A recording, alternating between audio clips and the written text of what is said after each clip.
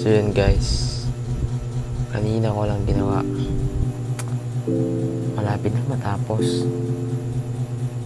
Ipipaint na lang to ng primer gray, tapos yung true color nya, tapos yung red bow, red, tapos black na line, tapos yung naval gray sa taas, tapos yung railings. So dito siya masyado maselan or detalyado.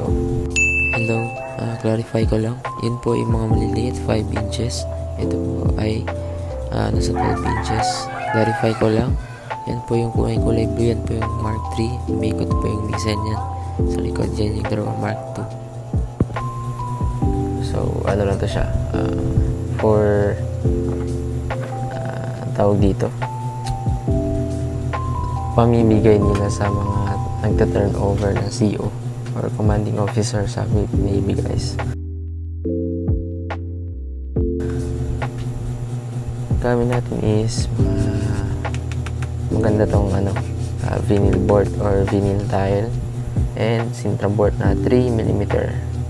Yan, impact na impact yan guys. Oh, ganyan yung forma ng malaking impact ng 12 inches. So ito, bale maliit lang to siya eh. Perfect to for gifts. Ito, ayun o, centimeter ba to? Dito centimeter, millimeter to eh. Ito inches.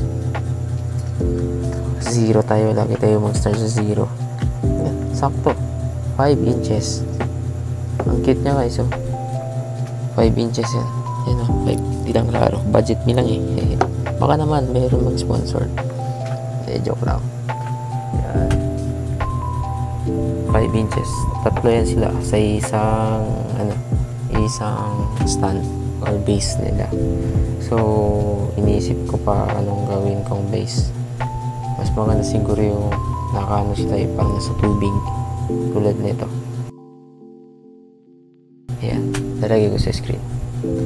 So or parang nakaganyan sila, parang sa tunay na meron kasi silang ng ganito, yung sa toong barko may pictures nila pag ganyan tumatakbo sila sa dagat. Siyempre naka naman sa Eric, joke lang. Tulad nito, tignan nyo.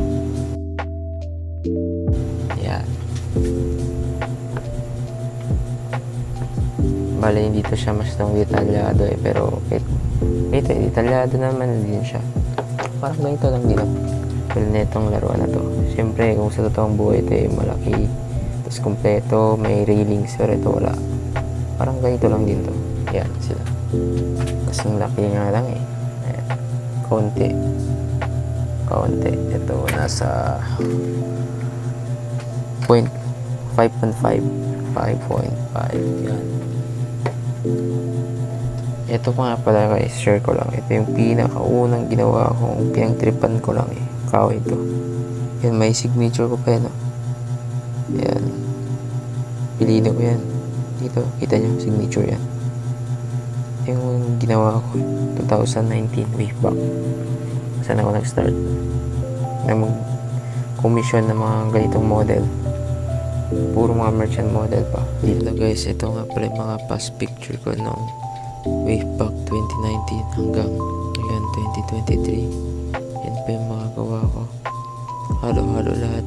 Pang Navy, lahat na merchant ship, mga trophy, geometric diorama, city, ganun. At marami pang iba. Hindi pa mga Philippine Navy. Wala pa sa isip ko yan guys. Soon, yung story ko sa inyo sa paano ako nag-start. Basta nag-start ako noong 2019.